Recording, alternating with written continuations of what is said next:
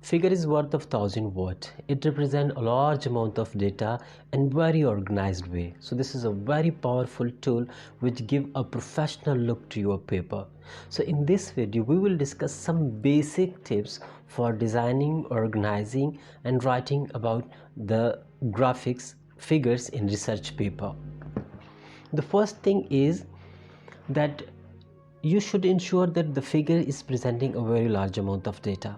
If you are using it for any text which can be explained in 2 or 3 sentences, then you shouldn't put this data into a graphics or into a figures.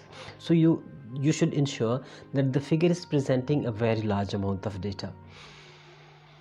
The second thing which you should ensure about the figure is that your figure is understandable without text, and to confirm that your figure is understandable without text, then you have to give this figure to anyone who is not related to your domain, and if she understand it, explain it, this means that your figure is understandable without the text.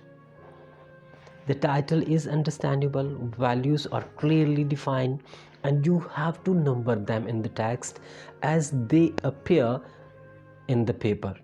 So this the figure must be cited accordingly, sequentially.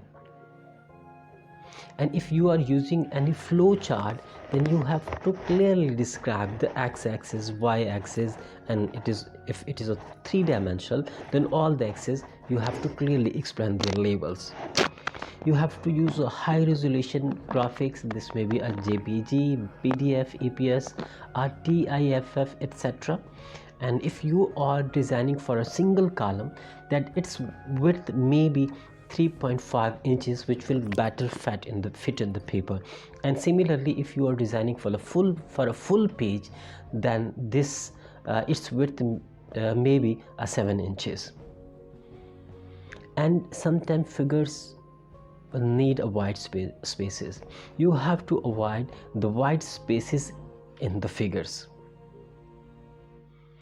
Always use the recommended fonts, size, etc. of the journal. So before designing figures for your paper, you have to read the author's guide of the journal for which you are writing, that what type of size, text or color they are recommending. So you have to use this thing, and if you are not going to use these fonts, colors and size, etc., then you will once again revise your paper after accepting. Then this will be difficult for you at that stage.